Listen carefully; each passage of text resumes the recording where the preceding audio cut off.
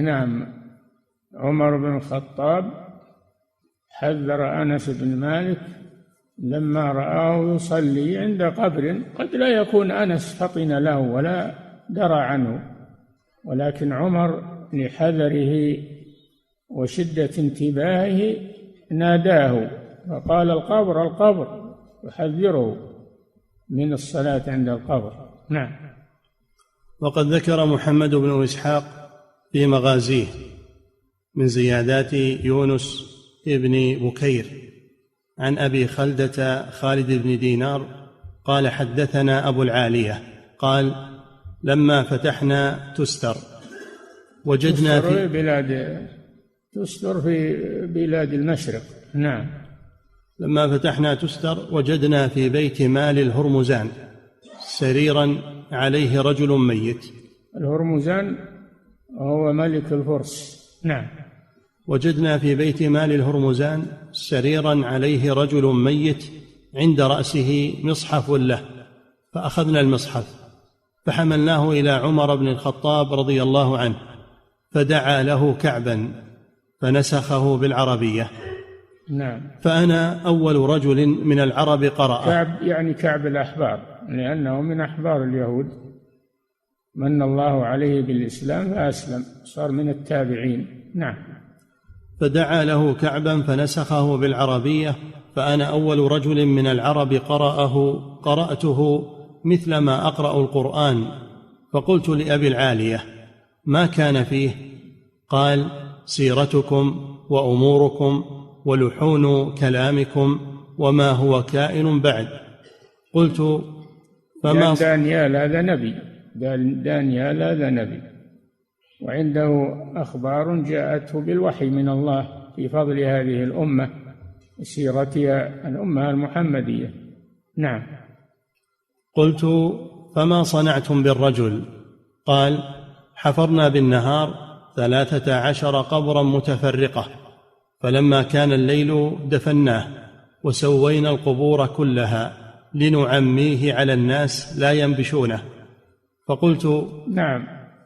الصحابة رضي الله عنهم أخذوا هذه الجنازة، جنازة دانيال، أخذوها من على السرير الذي هو عليه وحفروا 13 قبرا من أجل أن يعموا على الناس معرفة قبره الخاص، فسووها كلها ودفنوها، وفي واحد منها دانيال لكنه ما يعرف أيها، فلم يعرفوه. فهذا فيه يعني حرص الصحابة على البعد عن الغلو في الأموات، وإن كانوا من الأنبياء. نعم. فلما كان الليل دفناه وسوينا القبور كلها. دفناه يعني في واحد من هذه القبور 13 ولا يدرى أيها. نعم. وسوينا القبور كلها لنعميه على الناس لا ينبشونه. وسوينا القبور كلها لنعميه على الناس لا ينبشونه. فقلت وما يرجون منه؟ قال كانت السماء إذا حبست عنهم أبرزوا السرير فيمطرون. فقلت نعم، كانوا إذا قحط المطر يخرجون سرير دانيال فيسقون المطر. نعم.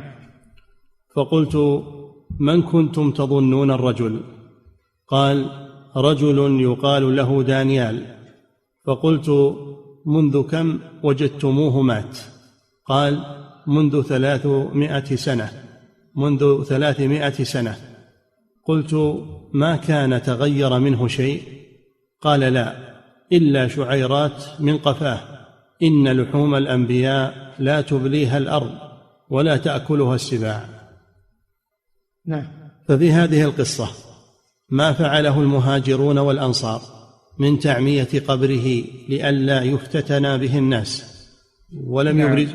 في فعل المهاجرين والأنصار بدانيال، وأنهم عموا قبره على الناس لا يعرفونه قطعا لوسيلة الشرك نعم.